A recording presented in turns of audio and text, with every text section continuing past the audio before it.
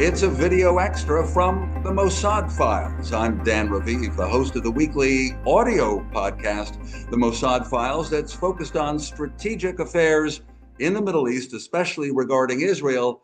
And right now, of course, that means the war that Israel and the U.S. started against Iran. It's been quite a war. It's been heavy going. There are many parallels to prior conflicts internationally in the Middle East, in North Africa. And that's why my guest for this episode of the Mossad Files is Jason Pack. There you are, joining us from London. You're an American researcher, analyst of international affairs. You've got a podcast called Disorder, and people can see its website at disordershow.com. And Jason, you're also the author of a book, Libya and the Global Enduring Disorder, which was published by Oxford University Press 4 years ago. And so we're going to draw some parallels to Libya. But Jason, as you watch things, because this is the Mossad Files, and above all, it's about intelligence and the Mossad, did you feel that when Israel and the U.S. attacked on Saturday morning, and in the words of one Israeli official, we took out more than 40 senior Iranians in the first 40 seconds. I don't know about you. I felt like, well, I guess the Mossad did it again. Lots of prior intelligence, and the Iranians fell for it and had a big meeting with the supreme leader, Ayatollah Khamenei, and others all in one place. God, what a mistake. Jason? Correct. No matter what you think about the strategic rationale for the war, its questionable legality, both on the international system or congressionally, one must tip their cap to the Mossad and CIA, who've pulled off yet again an intelligence coup. I was very impressed during the 12-day war with the performance of Israeli and American intelligence, not only in targeting Iranian leaders, but in their ability to target ballistic missile launchers and obviously Fordow for the bunker buster. But this coup is even greater, that it turns out they were able to monitor Iranian senior leadership using traffic cameras in Tehran, which had been hacked for decades.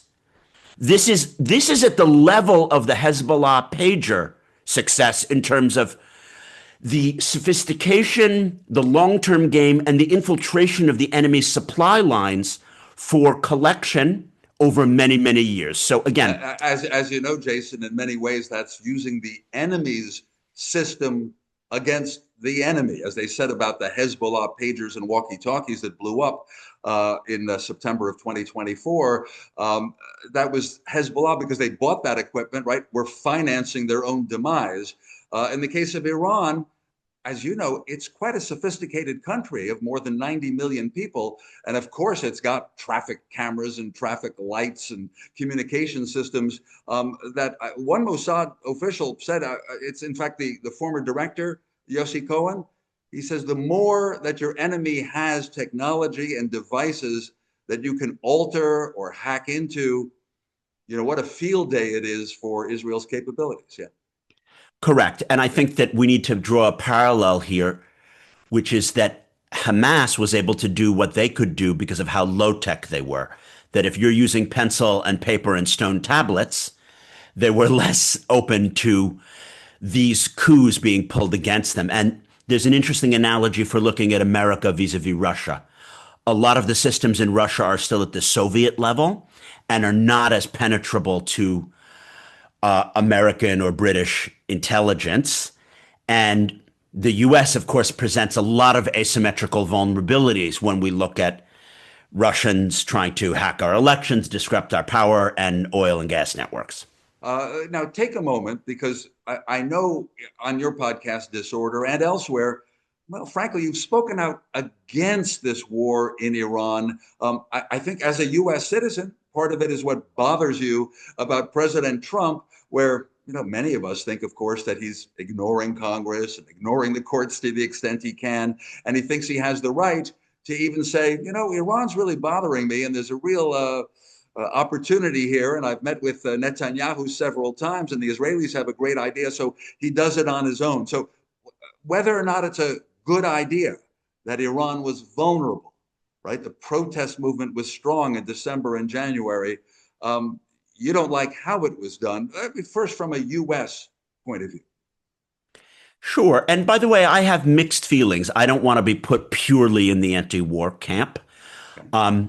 I think it would have been important for Obama back in 2009 when there was the so-called green protests to show greater support for them. The problem is how we got to here. If you were going to rip up the JCPOA to then go to a situation where you're undertaking a military campaign to restore most of what we had in that JCPOA. This is the Samantha Powers argument, which is that we had largely defanged the Iranian nuclear program 10 years ago with a negotiated solution. So that gives me some misgivings. But primarily, I have misgivings not from the international law perspective, because I can see an international law argument that this is the continuation of October 7th responses, and Israel is justified in attacking Lebanon, Iran, the Houthis as they so desire, and that America has also been aggrieved, a litany of things going back to the hostage taking in 1979 and the Beirut barracks attack, but also in the October 7th context leading to now. I just think that it would have been possible to have a secret congressional vote and to have given that authorization. I understand that Trump says, oh, I didn't have time for that because, this is a kinetic thing and there was an imminent threat and we couldn't let the enemy know it was coming. And I'm all for keeping the enemy off guard and doing things that are not expected. But Congress is able to meet in secret session, just as intelligence is shared with them. And there could have been a vote that was done that was not published. It is incorrect to say that they couldn't have done that and it wouldn't have been known. And then after the attack commenced or the war commenced, the American people might get behind a war if they at least know their representatives have been briefed, and especially if they voted, like you say, Jason. I think that that's also important for setting the strategic objectives. I am a proud American, although I've chosen to live here. But what I love about the American system is its checks and balances. The British system doesn't have the checks and balances between executive, Congress, and judiciary. And I think that that's a robustness of the American system. So let Congress work with the executive to set what the parameters of the war are. Is it regime change? Is it just deterrence? Is it just hitting their nuclear facilities? And it's not about regime change. That's a conversation that we had a month to have when all of the naval assets were being moved. I mean, this has been such a slow process. And now Trump essentially admits that some days he's feeling it's a regime change war. Other days he's feeling it's a deterrence war. Other days he's saying it's just about getting the nuclear facilities and it's not even about getting the ballistic missile capacity. And that's just not something that's acceptable for me. Well, as a strategic analyst, I'm wondering to what extent that bothers you. Is it flexibility, which people close to Trump would claim, that even when eventually he has to decide when to end this war, when he's satisfied, when enough damage has been done, and that way it's up to him very flexibly, instead of there being a checklist that everything has to be met, including regime change. So as I say, you can see that a leader of a country deciding to go to war would love to have that flexibility. I understand it's not the way it's supposed to work in the US system, but strategically it might benefit Trump when inevitably he has to call victory. I'm going to push back slightly. Clausewitz, when he writes about war, says it's politics by other means, and that the essential bit of politics and war is to define your strategic objectives and then to choose tactical means that get you there. And, we're on the Mossad Files podcast. I think that intelligence has to serve a political purpose. You may not achieve all your strategic objectives, but if it's regime change, know that it's regime change. But you're also happy to decapitate the leadership and you want to weaken this and this and this capacity, hurt the Basijis, hurt the IRGC. And when you can't achieve the full regime change, you've achieved items 1, 7, and 23 of your list. But at least go through that exercise. That's all I'm going to say. I love the idea of flexibility, but if I'm going into a business meeting or a gambling session and I don't know what I'm trying to achieve, that's not useful. Well, obviously, the Israelis have clearer goals, right? They're there at the tip of the spear. They're the ones who feel threatened, not only by Iran's ballistic missiles, that, of course, can reach Israel, as we're seeing. Israel can shoot down many of them with its multi layered missile defense, which is amazing, the best in the world, but it can't shoot them all down, of course.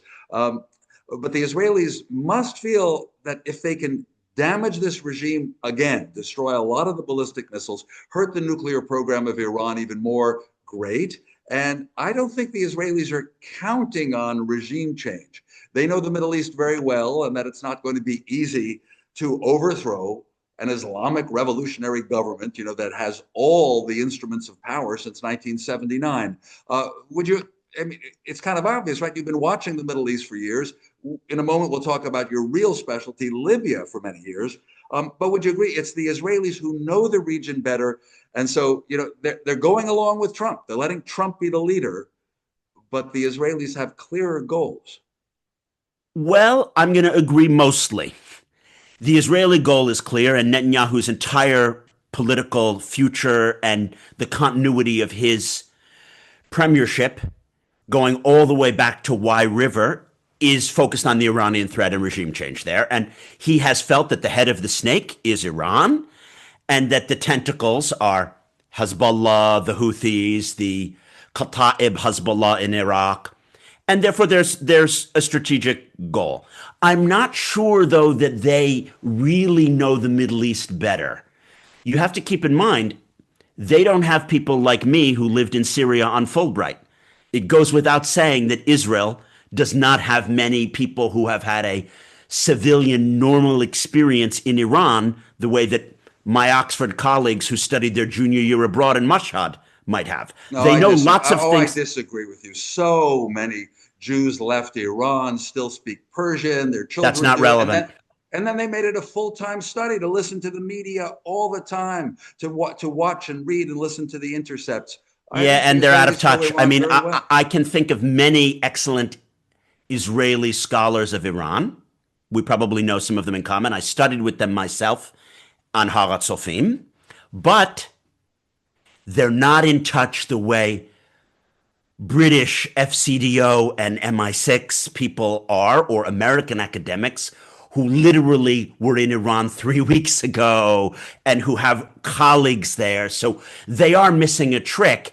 And I think the trick that they're missing is that they don't have the correct sense of the intermix of Azeri and Kurdish separatists and diaspora in LA and Mujahideen al-Khalq that is really going to be needed to get this over the line. The Israeli plan has always been based on a brute force, very Shah-centric approach, and it doesn't have the sophistication that the use of truly Western academics and Western intelligence would be able to bring. And I want to make sure I heard you well. Did you say Shah-centric or shot-centric, like gunshot? No, it's Shah-centric. The Israelis have been in love with the LA diaspora and the people around the Shah precisely because the Jews left in 78, 79, and those were their friends. And it's just baked into the Israeli Academy in terms of how it studies Iran, that they like the elites from the 70s. And that's just not in touch with where we're at now.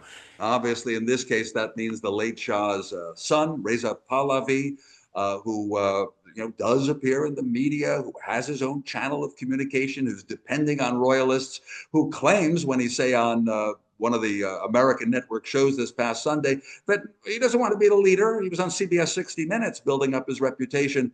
And even after that, President Trump said, he seems like a nice man, but I don't think he has the following at home. Jason, Reza Pahlavi probably doesn't have enough of a following, yes? Yeah, and I'm not an Iran expert, but I do know that he's not going to be the one running the uprising. Okay.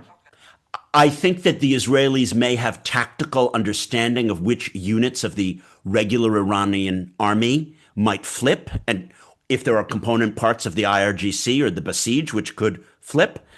But a more holistic approach working with greater allies and the overall Western expertise on Iran, to my mind, might be more successful. However, the Israelis are correct, which is that if they didn't do what they've done, they couldn't bring the West or Trump on board. So it's a very difficult nut to crack. All right, let's go next to Libya. And you wrote a book about what happened in Libya when Colonel Gaddafi's regime fell apart, lots of unrest. And so my question is, and give us a little background as well, in your experience, what happens in a vacuum? Do these scholars and technocrats and Oxford educated experts, say of Libya, get to take over the whole country and things are good? Or a vacuum means usually terrorist groups get to run amok. What happened? Well, a vacuum is always bad. Um, I think that the Libya case is important for many reasons. People are talking a lot about the Iraq War, and is this going to be another Iraq War? Well, it's not analogous to the Iraq War because the Iraq War saw 250,000 American troops.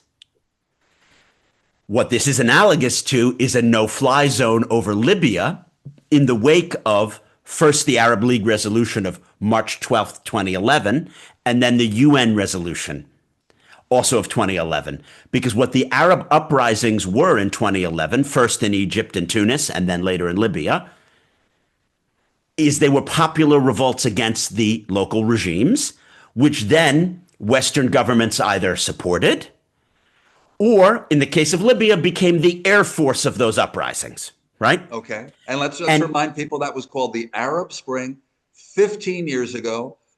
What got the most coverage was Cairo because, well, frankly, for the American and European media, Cairo's easy to cover, right? Big country and networks had bureaus, etc. Libya was always, kind of a mystery. I mean, you've come to understand it, but what did the major Western countries do? Because they must have seen an oil-related opportunity in Libya, a good reason to settle for I don't think that's fair. I mean, that is the cynical and conspiratorial view. I believe that there was a responsibility to protect argument, which dominated why France and Britain were then able to work with the Qataris and Emiratis and twist the arm of Samantha Power and Hillary Clinton to get Obama on board. Oil was a factor in that people incorrectly believed in the wake of a regime change, Libya would be more likely to be successful because it's a wealthy country. But oil was not the reason for the intervention.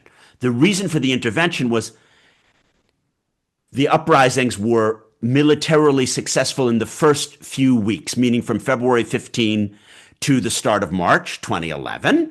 And then there was a reversal. So towns that had fallen to the rebels were being reconquered by Gaddafi, and he was marching on Benghazi, and there was a threat of a humanitarian crisis. So it was that threat of a humanitarian crisis, plus the sovereign in becoming, meaning those groups of rebels who said, we are actually sovereign Libya, not Gaddafi, and I'm talking about the National Transitional Council here, that they asked for a Western no-fly zone. If we want to make an analogy to the Iranian case, you have protesters. The protesters, many of whom have said, we would be happy if Israel or America intervened to support us. They don't have an institutionalized body like the NTC. They didn't get an Arab League resolution because Iran isn't an Arab country. And they haven't been able to get the UN to do anything because Russia would block it. So it's a different situation, but there are many lessons we can extract. And the primary one that I want to give is you really need to be working with one entity, Dan.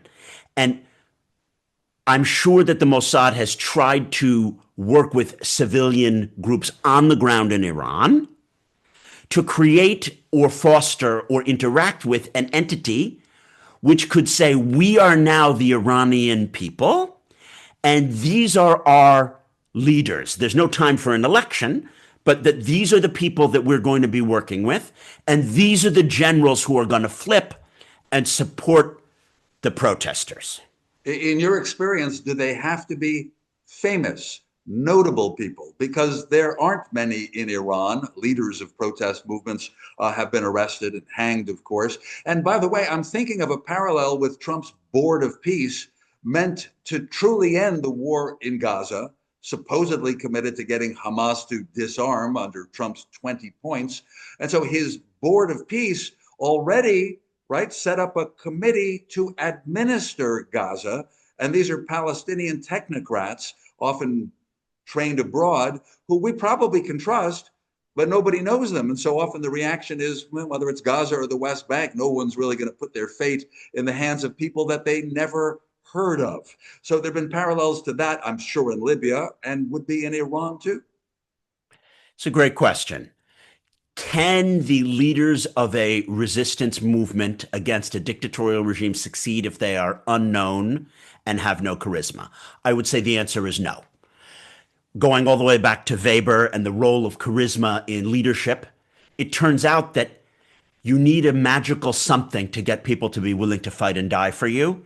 And having a good economics degree is not enough, right? And in the Palestinian case, you actually do need people who are willing to die disarming Hamas. You might believe that some Indonesian soldiers are going to do that work and you don't need local Palestinians to do it, but I disagree. You need both. And it's been the absence of an anti-Hamas resistance, which is willing to fight and die in a civil war against Hamas, which is the reason that we don't have peace in Gaza. Now, pivoting to talking about Iran and the Libya parallels, many things obviously went wrong over the 15 years between 2011 and now. I have written not just one book, but two books about that. I would say that the underlying economic structures of the Libyan state were never reformed. It's a big problem. I'm just coming off of a briefing that I did with the UN about 20 minutes ago, and I'm constantly banging on about the same problems of subsidies and corruption that I was talking about in 2012 and in 2019. And that's very frustrating. So as the Israelis and Americans are thinking of who they want to work with, they need to be planning longer term trajectories about the structural factors that have made the supporters of the Iranian regime so corrupt, so dictatorial, and wedded essentially to skimming money out of the system. People, I think, incorrectly look at the Iranian regime and say it's a theocracy. There are all these Hujjat al-Islams and Ayatollahs and other theocrats running the country. But the reality is that the structures are ones where you can, in an opaque way, loot money from the people. And those structures are just covered over by a theocracy. We have a kleptocracy, fundamentally, with only a theocracy on top of it. I hope I explained that well. Well, all right. And what's your take when you get the impression, even from some of President Trump's remarks, that he likes the Venezuela model, where U.S. forces were able to act very quickly, arrested or kidnapped President Maduro and his wife, and they'll go on trial in New York on drug-related charges. And you can make up a story like that too. You know, if the U.S. had sought to arrest, major Iranian figures and put them on trial for terrorism, but instead this one became war. This one isn't going to be solved in 1 hour. And what about President Trump indicating he'd like that model of what's happening in Venezuela, where there's someone who cooperates, who sells oil to the U.S., who lets U.S. officials, as we speak now, there's a cabinet secretary, Doug Burgum, visiting Venezuela. Like, wow, that's not Iran, or it could be. Well, it's a very transactional and Trumpian way of thinking. I like the way that General Petraeus put this. The Trump doctrine is a regime decapitation doctrine rather than a regime change doctrine. Ergo, he would love to decapitate the 40 leaders that got hit in that initial strike, but force the Council of Experts to put forward a new supreme leader who is someone that you can do a deal with, and that deal would be about oil and real estate and governance. And guess what? You have to somehow deal with the Israelis. I don't think that that's possible because Iran is not Venezuela. The theological cover over the kleptocracy prevents them from, all of a sudden being the same regime while making peace with Israel and doing an oil deal with the US. I think that there is an underlying degree of naivete there. And what we're going to see is that the Council of Experts, whether they put forth Mujtaba Khamenei, the son of the now deceased supreme leader, or someone else, that new person is going to be equally hardliner and equally wanting to just shoot missiles both at the Gulf and at Israel. So what they should be learning from the Libyan example is that a coalition of forces needs to be brought together rather than a series of discrete uprisings. If I was going to make one point that I want to stick with the listeners, because I know you have policymakers who listen to your program, it's that in Libya, we had a series of uprisings. That's why my first book is called The 2011 Libyan Uprisings and the Struggle for the Post-Gaddafi Future. There was an uprising of Misratans, an uprising of Islamists, an uprising of civil society lawyers, and an uprising of women. But they were not unified together. And this is what's likely to happen in Iran. The Kurds are already beginning to uprise. And they've been armed, and they have worked against the regime for a long time. Mujahideen-e-Khalq is an anti-Islamic Republic of Iran resistance movement that has existed for many decades. They're going to have their own uprising. Then there will be Sunni Arabs who live in Iran. There are Arabs who live in Iran. People need to not forget this. There are going to be Baluchis. There are going to be Azeris. If they each do their own uprising, they may or may not succeed in overthrowing the regime, but then it will be the vacuum. And that's what will be chaos. We need to figure out at this time how to have conferences either in LA or in London or in Switzerland to weave together these groups to prevent a war of tohu vabohu, all against all, if the regime is blown off and we have not unified the opposition. Well, a lot more is going to happen this month. And that's why I do want to note for our own safety, Jason, so we both seem wise. It's Wednesday, March 4th, as we speak, just in case big things do change. But you've really given us a lot of background and parallel situations. History doesn't always repeat itself, but it rhymes, as they say. Jason Pack, you've written 2 books, as you say, about Libya. The one that I certainly noticed is Libya and the Global Enduring Disorder. You're joining us from London. Your podcast is Disorder, the Disorder Show. And Jason Pack, I thank you for joining the Mossad Files. It's been a pleasure. And thanks to all of you who've been watching this video extra from the Mossad Files. That's a weekly audio podcast, The Mossad Files with Dan Raviv. I changed the background to show an ebook, a very affordable ebook that I wrote with my brilliant writing partner, Yossi Melman. It's called Target Iran. It's about how the Mossad fully penetrated Iran over the years. Again, Target Iran, that's an ebook. And our wider history of the Mossad and other security agencies, Spies Against Armageddon, Inside Israel's Secret Wars. Again, look for the Mossad Files podcast on all the audio platforms. I'm Dan Raviv.